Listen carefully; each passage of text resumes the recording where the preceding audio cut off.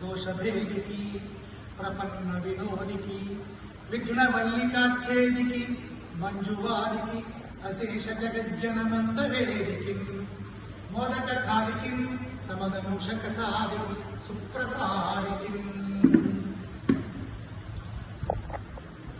ఓం నమ శివాయ.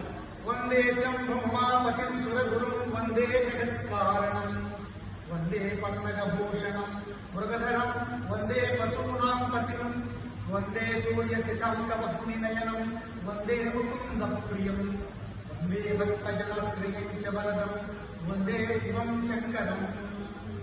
అన్నపూర్వే సదాపూర్వే శంకర ప్రాణవల్లభే జ్ఞాన వైరాగ్య సిద్ధ్యర్థం భిక్షాం దేహీ చ పార్వతీ మాతా చ పార్వతీదేవి పితా దేవో మహేశ్వరః బాంధవ శివభక్తాస్య స్వదేశో భువనత్రయం.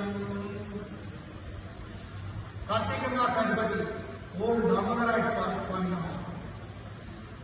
శాంతాకారం భుజగశయనం పద్మనాభం సురేశం విశ్వాకారం గగన సదృశం మేఘవర్ణం శుభాంగం లక్ష్మీకాంతం కమలనయనం యోగి భుజాలగమ్యం వందే విష్ణుం భవభయహరం సర్వలోకైకనాథం లక్ష్మీం క్షీరసముద్రరాజతనయాం శ్రీరంగధామేశ్వరీ నాసీభూత సమస్తదేవ వనితాం లోకైకదీపాంకురం శ్రీమన్మందకటాక్షలబ్ధ విభవ బ్రహ్మేంద్ర గంగాధరాం మాం త్రైలోక్యకుటుంబినీం సరసిజాం వందే ముకుందప్రియం.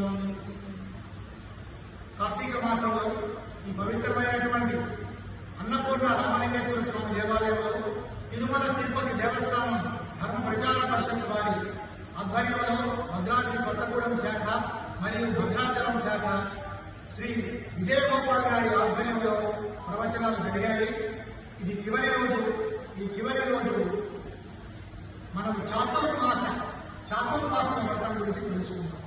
ఇప్పటివరకు సోమవారం వ్రత కథ, అజామినుడి కథ, సుందర మందరుడు వృత్తాంతము, కార్తీక దీపోత్సవము, కార్తీక దీపదానము, కార్తీక స్నాన మహిమ ఇటువంటి విషయాలు తెలుసుకున్నాం.